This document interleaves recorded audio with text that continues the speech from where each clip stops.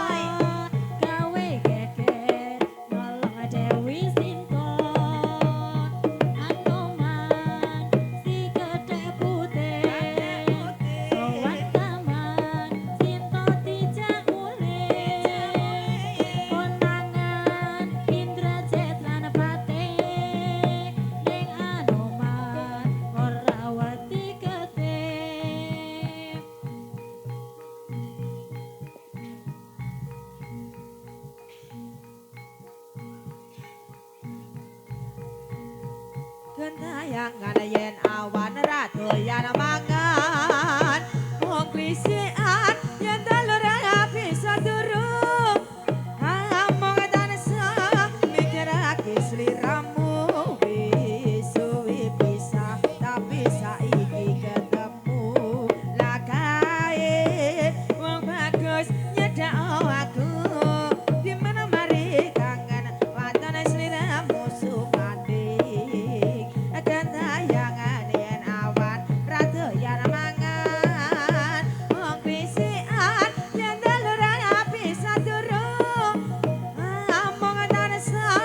mikirake sliramu wis suwe pisah tapi saiki ketemu lagae wong bagus nyedak aku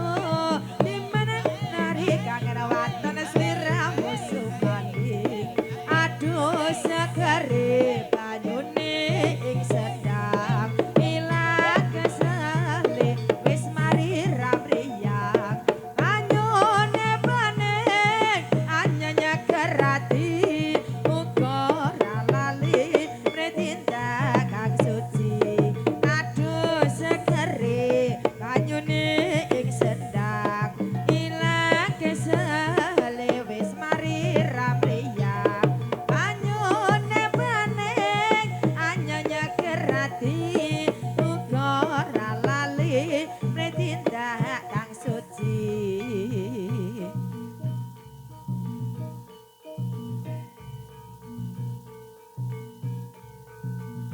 Sarinande putri Sarina Nasai putri sore pujaan sang ayo yo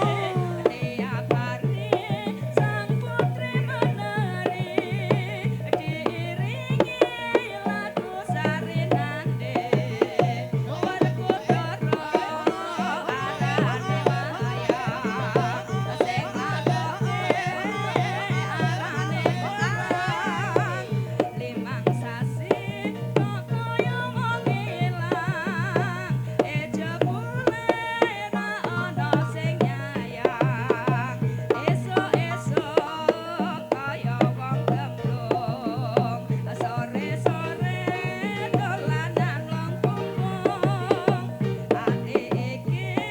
rasane wis gembung wani nyawang ora wani nembung.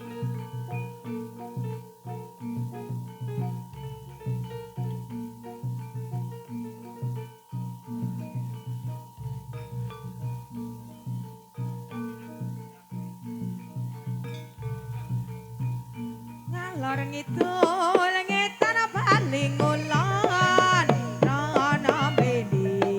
ing saparahan-parahan pingin kumpul mas rapi sak kelakon dina wengi among dadi bayangan piye karepmu mas